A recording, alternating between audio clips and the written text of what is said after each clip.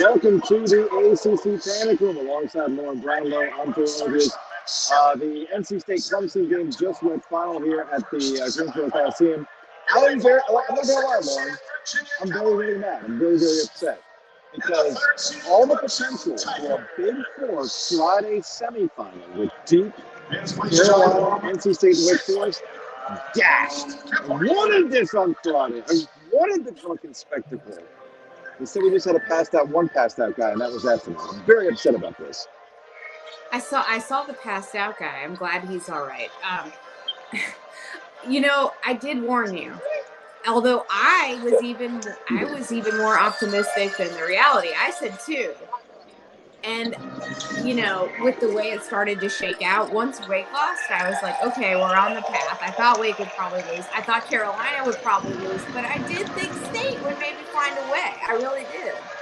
I mean, I'm not one of those people that assumes it's hard to beat a team 3 times just because it's hard. That's not a good enough reason. But at the same time, it's like, I just thought that, I know it's a matchup problem, but I thought they'd have more for Clemson in this game. In the first half, they did. But in the second half, they just... Yeah, so that's, to your point, I get the cliche that it's difficult to beat a team 3 times in a season. Blah, blah, blah, blah, blah, blah, blah. You shouldn't make it easier for the other team to do that, though. And I felt like I think that's the story of NC State versus Clemson this year. If you recognize it's a matchup problem, I think we all recognize it's a matchup problem. You can't keep doing the same thing and just hope the shots are going to fall or whatever it is, right? So I felt like that was probably the biggest mistake. Is like State played essentially the same game they've been playing. I know that in the previous meeting at PNC Arena, it felt like every one of Clemson's shots fell, right? And NC State was just having an off shooting night.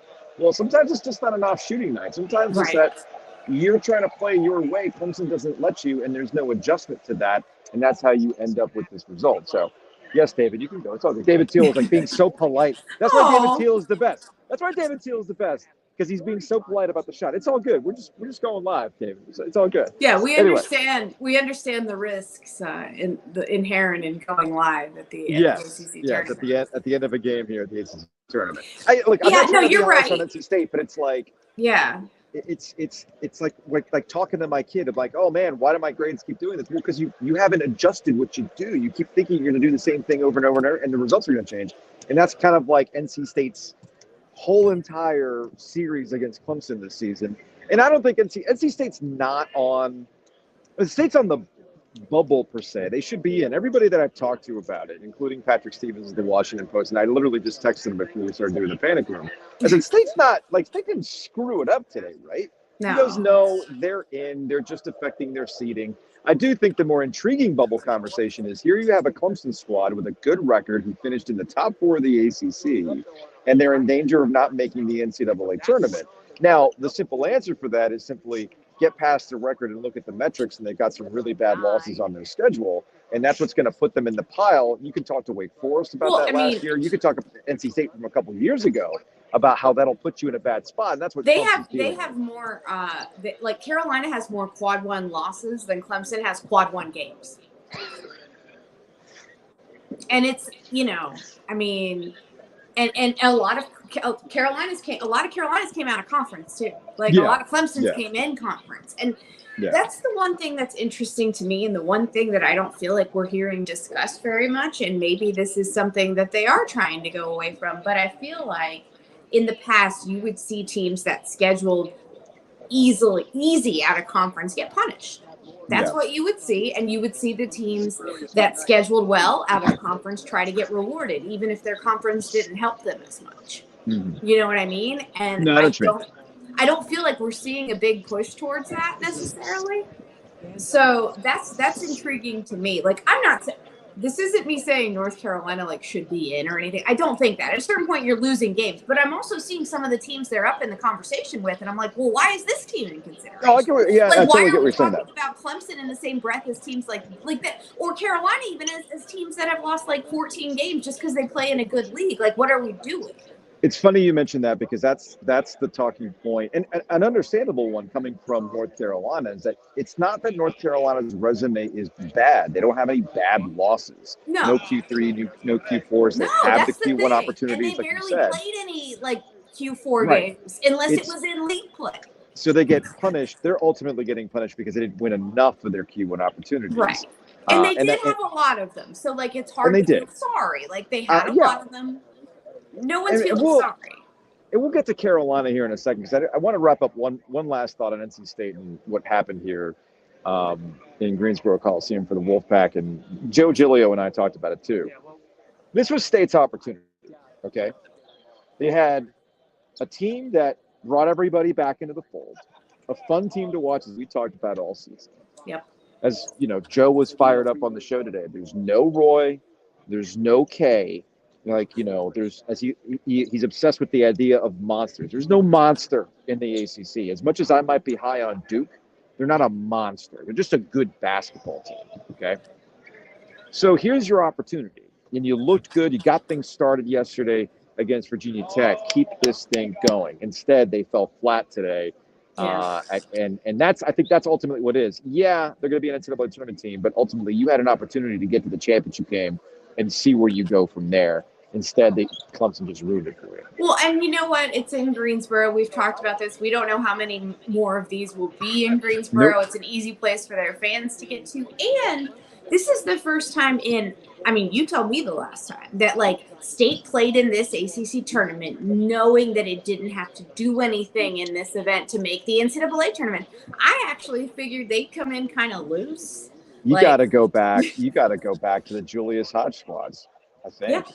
Yeah, I think you got to go back to college, 05. So that's a long time ago. Jeez. Okay. Well, speaking of a long time ago, I put out a Twitter question with legitimate curiosity of what was more of a disappointment. What happened in 2001, 2002 for North Carolina, 8-20 with Matt Doherty, or this season where there was the preseason #1 expectations coming off a finals appearance, people coming back, veteran group, the preseason hype, and then falling flat and not making the NCAA tournament. So from title contender to pretender in the course of a season. I asked which one was more disappointing. I think the answer is this year because of the high of last year going into this year and the expectations, whereas 8-20 was just a straight up disaster. The depressing part for me were the amount of UNC fans in my mentions that said either I wasn't born yet or I was 5. I'm just see, as if I needed to feel older today. I was born. I was a freshman, and because I remember being this is not at all what I enrolled. Right. This is some BS. And that's the part about 2002 that people don't think about either. It's the first couple years without Dean Smith at the helm. It had been so long with Dean, and not to mention the fact that North Carolina was one of those schools that never did things like that. Never. They never had seasons like that. And so for that program to do that after Dean, it was oh no, they're mortal again. You know what I mean? And I think that I hear what you're saying, but I think we've known for a little while now, even with this particular team, that they're more than mortal. You know what I mean? So I hear you, but I still think that had a bigger impact on people because it was so embarrassing and so horrible. Mm-hmm. And it was oh, wait, that can happen to Carolina? We didn't think that was allowed, And I think that, to me, it was we saw what this team was in the years before. And so, in hindsight, it shouldn't have been all that stunning that they reverted back to who they'd always been. You know what I mean? Yeah, I get what you're saying. Armando Baker had a bunch of cameras in his face and microphones in his face, and he was asked to kind of sum up the season essentially. And I'm paraphrasing here because I don't have the quote in front of me, but I watched it, I saw it, I read it, and essentially what he said is, well, the story of this year is that we kept talking about last year. Yeah, he's right. And he's right, and he summed it up best. I didn't like the fact that he added, I guess we weren't good, but media had these expectations on us. No. Those are Carolina basketball expectations. Those are expectations that Armando Baker has openly talked about, that he wants to put his name up there. He wants to be one of the Carolina guys up in the rafters, a part of a championship crew. He knows what it is to be a Tar Heel. So I was a little disappointed in how, I'm not mad, I'm just disappointed in Armando in that he kind of flipped it in a Mac Brown-esque, well, you know, y'all put us in the preseason top 10. Like, no, you guys were in on this. Yeah. And it ended up being, it was a failure. There's really no other way to put it. It's a failure. And how would you best? But to be fair to Armando, and like not to say like it's a team effort, I know it's everyone's fault, but like I don't think anyone would have looked at this season and gone, well, Armando really let everyone down. Like if anything, it was the opposite. And so I think maybe he's still feeling that a little bit. Here's how you're right in that. I don't think Armando let anybody down. Like it wasn't his fault. I mean, for heaven's sake, he couldn't play the last 15 minutes because his ankle gave out after what we had seen the night before. They tried to give it a go. They tried to make it loose. They tried to make sure that he could play with it. He tried. He has like the worst timed ankle injuries in history. Easily. But to your point, it's not a one-person issue because you got RJ Davis out here literally trying to carry this team past Virginia. And then what ends up happening, I hate to make it a one-person thing, but Caleb Love hurt this team more than he helped this team throughout the season. Yes. And everybody had their moments of not helping out, but the consistency was Caleb Love's year. And it gets to the conversation about next year. Roster management is going to be fascinating for the Tar Heel squad because Armando Baker still has eligibility. RJ Davis still has eligibility. Caleb Love still has eligibility. Do you want all of them back? I don't know.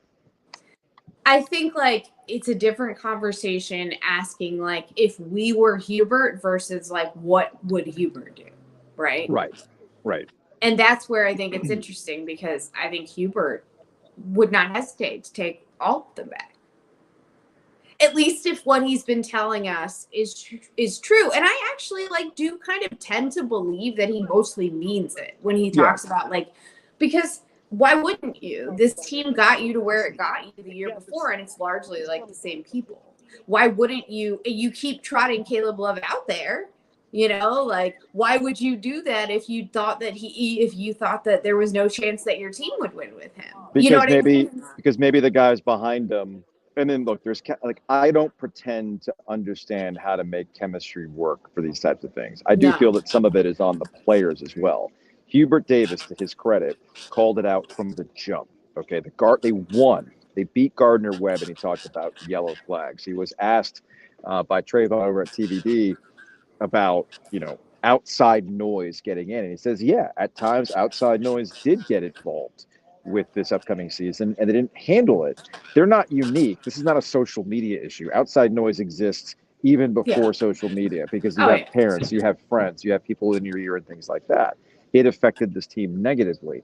So, I mean, I don't know. Maybe even Hubert was just kind of like realizing he could put a front face about optimism because that's just who he is.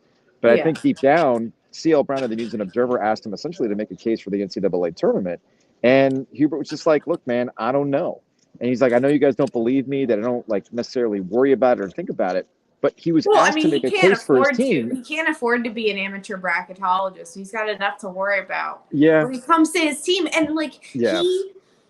I'm not going to say he has no control over their winning or losing, but let's be honest. Like once they get out on the court, after that, like there's only so much he can do. And so if he worries too much about like, oh, we've got to beat X team, he probably worries too that like, well, I don't want that energy to translate over to them. And then they start pressing. Because that's the last thing that team needed was pressing on top of already not having fun and not enjoying each other like the way that I think we all expected them to. But that was just the group, honestly. That was the group. And we've talked about this a couple of times. I think now that it's over, that the whole idea that they could flip a switch and turn this thing. And I think for the most part, the majority of Carolina fans understood and stopped talking about this moment. I think it can happen. I think when they lost to Pitt again, they realized this team just doesn't necessarily have it, or they're losing in critical situations. They could get themselves to the brink of making a comeback. But when it came time to actually get it done, they would falter down the stretch consistently enough. That's just who this group is. And that's the larger question. And in the moment, I feel like this particular group over the last 3 years has been an average team, a bubble team for the most part. Right. That's what, It was a bubble team, and the 5 weeks that occurred last year with all the things that happened in Coach K and getting to the final, everything else was the anomaly. That was it. That was the best it was going to get for this group. It was a hell of a way to go out that season. It's a hell of a mark you left on the program, because that team is going to be every Carolina team is remembered differently, right? Yes. There are teams that don't win titles that you fall in love with. There are teams that win titles that you'll stack above other teams. There are teams that you feel like underachieved based on what they had on paper, like I don't want to go too far back because people will know, but you and I do, like the 94 Carolina team that returned a lot of the national title players, and the younger talented players just didn't mesh well. Even the 2007 Carolina team, which if you look back on who was on that team, you're going to be like, are you serious? And that team was really good. It almost made a Final Four, but it wasn't. And so that's what and I think that's what throws Carolina fans off too, is like, that's what they're used to as a disappointing season in the past, not this. You say the difference for Carolina fans and how they process disappointment. This is new for them, because to your point, you can bring up the Kendall Marshall, John Henson year with the Ethan Raggy and everything else. The great team that could have won it all had it not been for the injuries. That's like a great what if for Carolina fans. PJ Hall was out here trying to become the new Winker. Right. Yeah, that was a little testy out there today between Winking at Kevin Keats after. So this one, it's going to be interesting to see how over time, how people process it, because you got to the Final Four. Yes, you're always going to be the team that ended K's career. But you look at the totality of it all, it really was wasted opportunities, whether it was in the championship game itself, where you could have won a title, to the group that was last seen with Roy Williams, to obviously what we had here, a preseason #1 team with all the hype and the expectations, to faltering and not making the NCAA tournament. Yeah, and I think the other part is too, I think what a lot of Carolina fans are used to are narratives that make sense, right? It's like following the arc and the journey of a particular team, and you go, okay, this is when this group got it, and I think that's what they were used to, and I don't think they expected this group to basically come back to Chapel Hill. And I know they replaced a really important piece in Brady Manick. I think we all have talked about that to death. We all get it. Yeah.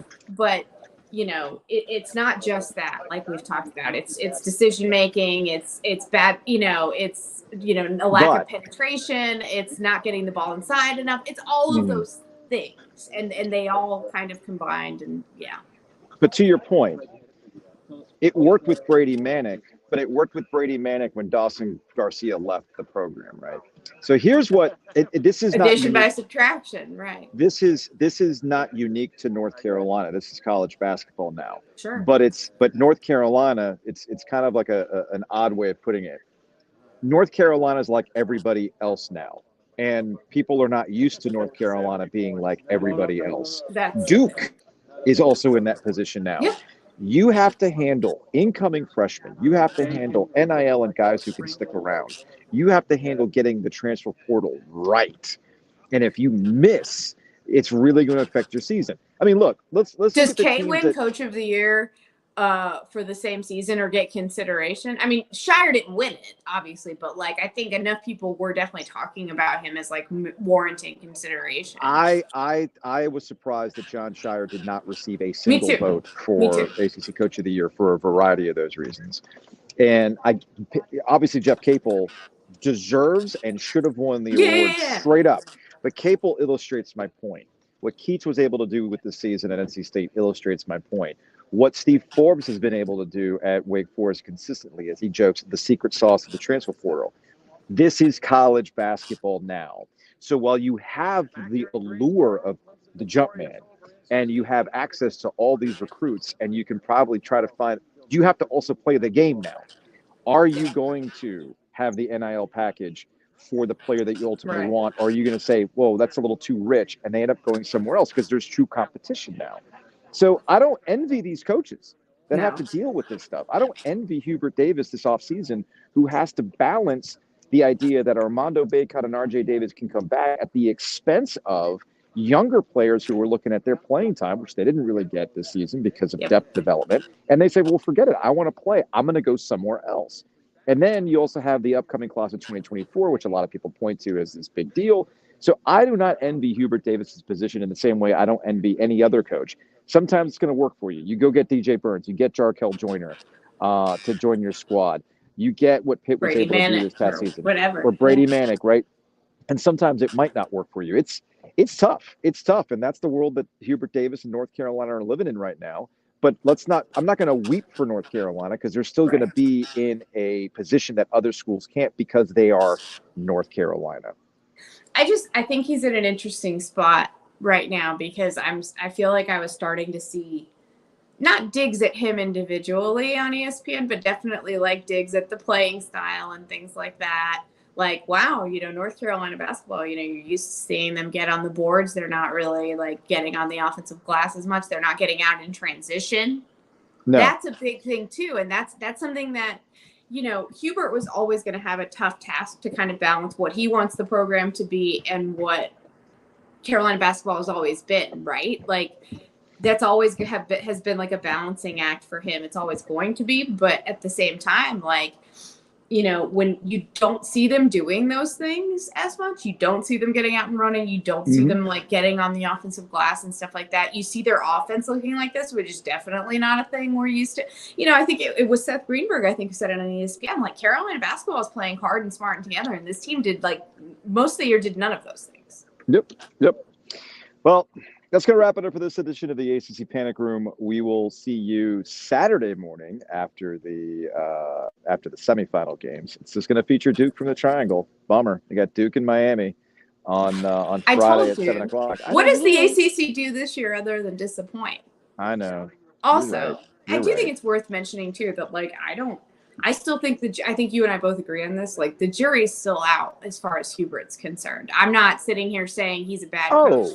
No. But I'm just saying, I'm starting to feel like the tide has, like, whatever goodwill he earned last year, like from national people and maybe even from some fans, is definitely like people are starting to question more. And I'll be curious to see. I'm sure he'll look at his own program and go, what needs to change, what doesn't.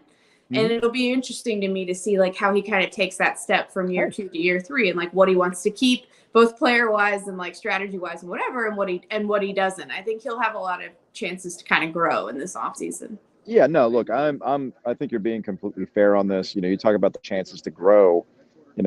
What if they get an NIT invitation? My attitude is that this. You heard what Baycott said about that? They don't want to play. I mean, he was honest. That's the one thing I've always loved about Armando. I will not cry if he comes back. I will not be sad because he always just tells it like it is. I appreciate him, and he's right. Why would they? That's not why they're here. He's like, I'll play, but I don't want to. I don't want to. So if that's the word, okay, well then don't even bother with it. I wish some of my own friends and family would be that honest when I ask them to do something, like, yeah, I'd love to. And then you get there and you're like, you didn't want to do this at all. Just tell me. It's fine. Do something else. All right, well, that's going to wrap it up for this edition of the ACC Panic Room. It'll be our final Panic Rooms this weekend, Lauren. So let's go out strong. Let's see what happens.